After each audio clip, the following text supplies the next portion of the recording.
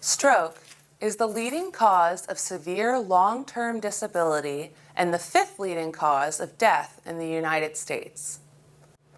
Recognizing a stroke, assessing its severity, and transporting the patient to an appropriate facility are some of the crucial roles that EMS plays in stroke management.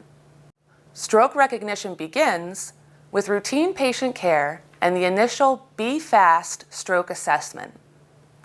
If any element of the BE-FAST stroke evaluation is positive, immediately assess for severity using the RACE scale. The RACE scale is one of several nationally recognized stroke severity scale options. In January 2020, the New Jersey Department of Health implemented the RACE stroke severity scale statewide to improve stroke care provided by EMS.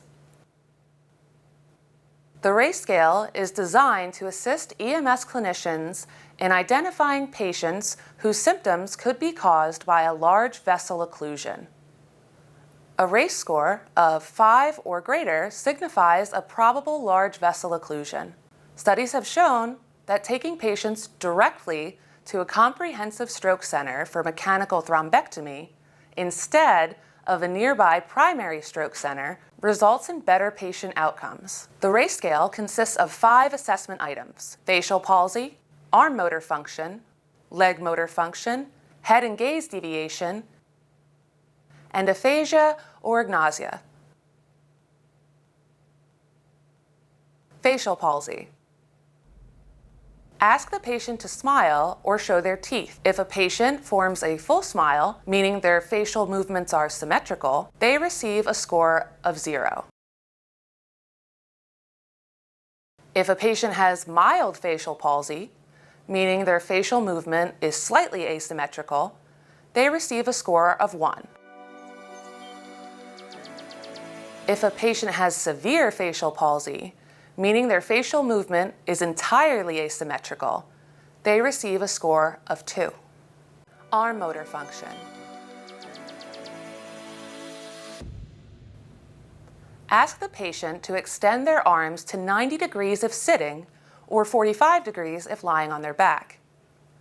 If the patient can hold up both arms for 10 seconds or more, they would be classified as having normal to mild arm motor dysfunction and given a score of 0.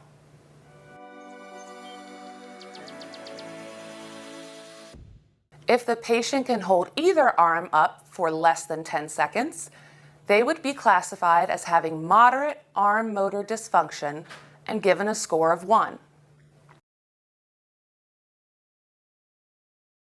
If the patient cannot raise either arm against gravity, they are classified as having severe arm motor dysfunction and given a score of 2. Leg motor function. Ask the patient to raise their legs 30 degrees from the supine position separately. If the patient can hold both legs up for 5 or more seconds, document the patient as having normal to mild leg motor dysfunction and give them a 0. If the patient can uphold either leg for less than 5 seconds, document the patient as having moderate leg motor dysfunction and give them a score of 1.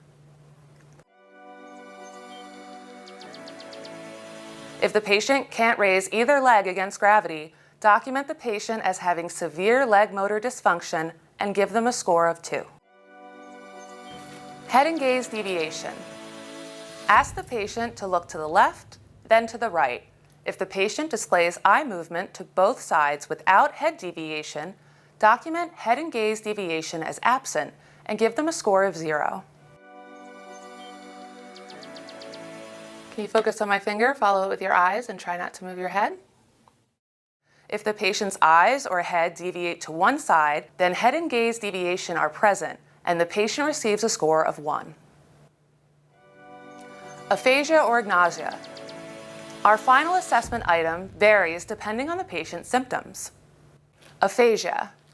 If the patient has right hemiparesis or displays no sign of motor impairment, ask them to close their eyes. Next, ask them to make a fist with their left hand. If the patient performs both tasks correctly, consider aphasia absent and score the category as 0. If the patient performs only one of the 2 tasks correctly, then document the patient as having moderate aphasia and assign a score of 1. If the patient cannot perform either task correctly, then the patient is considered to have severe aphasia and receives a score of 2. Agnosia. If the patient has left hemiparesis, show the patient their arm and ask, "Whose arm is this?" Second, ask, "Can you move your arms and clap your hands?" If the patient recognizes and attempts to move the weakened arm, consider agnosia absent and give them a score of 0. Sir, can you tell me whose arm this is? If the patient does not recognize their arm or is unaware of arm weakness, then the patient is considered to have moderate agnosia and receives a score of 1.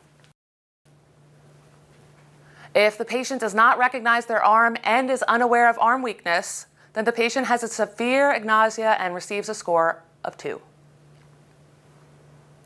Remember to notify the receiving hospital of the patient's race score. No score indicates with certainty whether the patient has a large vessel occlusion.